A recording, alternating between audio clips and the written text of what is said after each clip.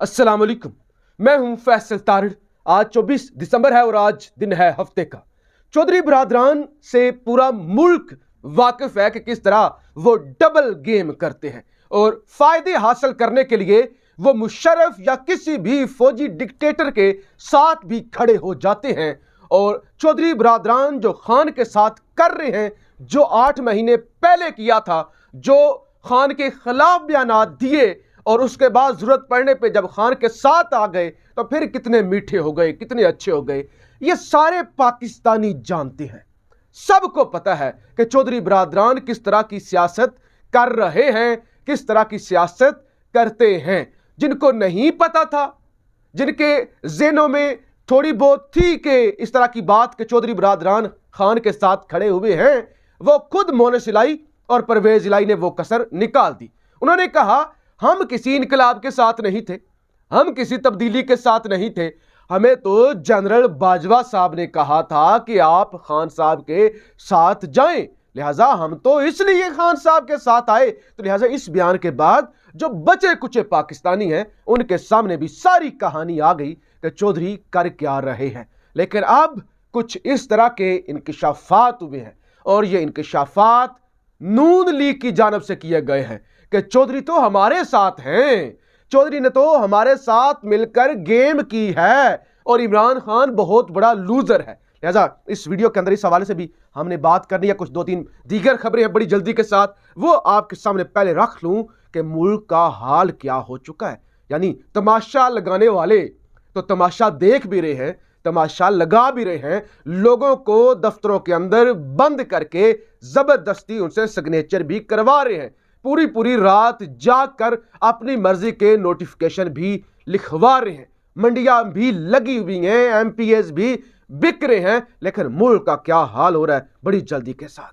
लाहौर से 7 दहशतगर्द पकड़े गए हैं। 7 कल इस्लामाबाद में धमाका हुआ था, खुदकश धमाका, 14 किलो बारूद था और उसके बाद टीटीपी ने इसकी जिम्मेदारी भी कबूल कर ली थी कि हमने मुल्ला वो उमर खालिद खसानी का बदला लिया है और ये मुल्ला खबैस के पता नहीं क्या उनका नाम था, उन्होंने ये धमाका किया है।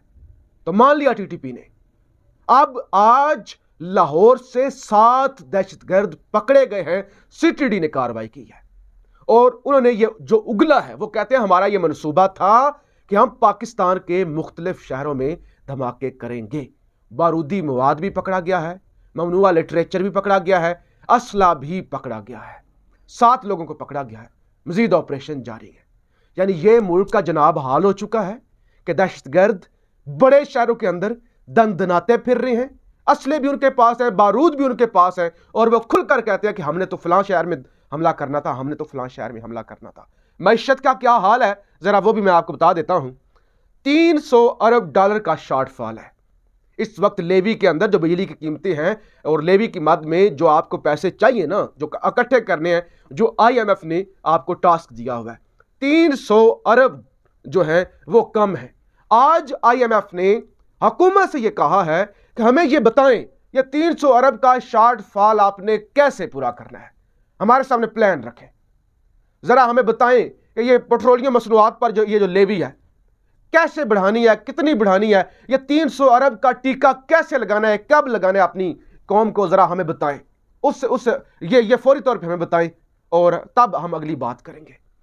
इसका मतलब ये है कि अब आईएमएफ ने कहा कि ये 300 अरब मजीद इकट्ठे करो और आप ये पेट्रोल मजीद महंगा करेंगे, ये पेट्रोलियम लेवी 50 रुपए तक लेके जाएंगे और पेट्रोल मजीद महंगा होगा।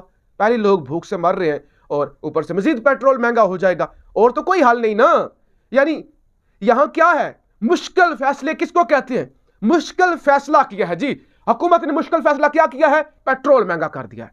हुकूमत ने मुश्किल फैसला क्या किया है, डीजल महंगा कर दिया है। हुकूमत ने मुश्किल फैसला क्या किया है, बिजली महंगी कर दिया है। हुकूमत ने मुश्किल फैसला क्या किया है, घी महंगा कर दिया, आटा महंगा कर दिया, चीनी महंगी कर दी, हर चीज। ये है मुश्किल फैसला। ऐसे मुश्किल फैसलों पर लख लानत। यानी इतने ये मुश्किल फैसला है। एक दूसरी जमात से स्कूल से भागा हुआ बंदा, उसको भी ये कहे ना ये मुश्किल फैसला, वो भी कर लेगा। उसको भी पता होगा कि कीमतें बढ़ा दो, महंगी कर दो चीजें, अगर पैसे इकट्ठे करने हैं तो। ये कौन सा मुश्किल फैसला है? मुश्किल फैसला ये होता है कि अगर शहबाज शरीफ या मैं मोटरसाइकिल पर सफर करता हूं तो शहबाज शरीफ का बेटा भी मोटरसाइकिल पर सफर करे या छोटी गाड़ी में सफर करे। अगर एक आम पाकिस्तानी की तनख्वाह 25,000 है तो इस मुल्क का फौजी जर्नैल भी 25 में ना से 50 में गुजारा करे, सैलरी उसकी कट लगे। इस मुल्क की जो अशराफिया है वो छोटे घरों में शिफ्ट हो जाए। मुश्किल फैसला ये होता है, मुश्किल फैसला ये है कि 20 वजीरों से काम चल सकता है तो 15 वजीरों से काम लिया जाए। यहां तो 100 वजीरों की काबीना बना दी गई है। तो ये कहां से मुश्किल फैसले आ गए कि हम मुश्किल फैसले कर रहे हैं? हम मुश्किल फैसले, ये तो एक 2 टके का सड़क छाप जो फकीर भीख मांगता है उसको भी पता है कि मुश्किल फैसला है ये जी। यानी मुश्किल फैसला तो ये है कि मैं और जर्नैलों के बेटों में कोई फर्क ना हो, एक आम पाकिस्तानी और जर्नैलों का बेटा एक स्कूल में जाए, ये होगा मुश्किल फैसला। आप कहें कि ये मुश्किल फैसला हम कर रहे हैं कि आज से बराबरी होगी मुल्क में, जर्नैलों के, जजों के, सियासतदानों के बेटे और एक आम मजदूर किसान का बेटा एक ही स्कूल में जाएगा। एक 20,000 रुपये कमाने वाला सारी तनख्वाह टैक्स में दे देता है और जो एक ब्यूरोक्रेट है वो अरबों रुपए की उसके पास घर होते हैं, एयर टिकट्स उसके फ्री होते हैं। तो ये बराबरी करें, यानी इसको आप कहेंगे मुश्किल फैसले कि अगर इस मुल्क का गरीब भूखा नंगा पिस रहा है, धक्के खा रहा है, जलील हो रहा है, तो आप भी धक्के खाएं। ये अशराफिया ये भी पिसे तो आप कहें कि ये हमने मुश्किल फैसला किया है। लेकिन इस मुल्क का बेड़ा गर्क करके कहते हैं कि हम मुश्किल फैसले कर रहे हैं और अब 300 अरब का प्लान जनाब मांग लिया गया है। अब जरा जल्दी के साथ हम बात कर लें। और इसके अलावा एशियाई तरक्याती बैंक ने यह रिपोर्ट जारी की है कि बिजली और गैस के ज़खायर में पाकिस्तान में बड़ी तेज़ी से कमी आ रही है। 150 अरब डॉलर की सरमायाकारी की ज़रूरत है पाकिस्तान में बिजली और गैस के ज़खायर की मद में, कि पाकिस्तान के अंदर बिजली का भी शॉर्टफॉल है, ज़खायर जो गैस के हैं वो भी ख़त्म हो रहे हैं और नेचुरल जो ज़खायर है वो भी ख़त्म हो रहे हैं। तो लिहाजा पाकिस्तान को बड़ी तेज़ी के साथ अपने ज़खायर या जो एक अल्टरनेटिव सोर्स होता है तवानाई का, उस पर शिफ्ट होने की ज़रूरत है। जबकि यहाँ तो अलग ही गेम चल रही है ना, ताकतवर हलकों से लेकर अदालतों तक, यानी अदालतों ने कल वहाँ पर सौदेबाजी करवा दी। लाहौर हाई कोर्ट ने इंसाफ देने के बजाय सौदेबाजी करवा दी। उन्होंने कहा आ जाओ, असम्बली अगर नहीं तोड़ते हमें लिख कर दो तो फिर वो नोटिफिकेशन जो है वो फिर जाली है, फिर हम उसको मुअत्तल कर देते हैं। अगर तोड़ते हो तो फिर अपना तुम फैसला खुद कर लो। तो इस मुल्क की अदालतों के अंदर ये तो एक नया ड्रामा लगा हुआ है कि इंसाफ देने के बजाय उन्होंने कहा सौदेबाजी करवा देते हैं। तो उन्होंने सौदेबाजी करवा दी। लेकिन इमरान खान इस सौदेबाजी पर सख्त नाराज़ है।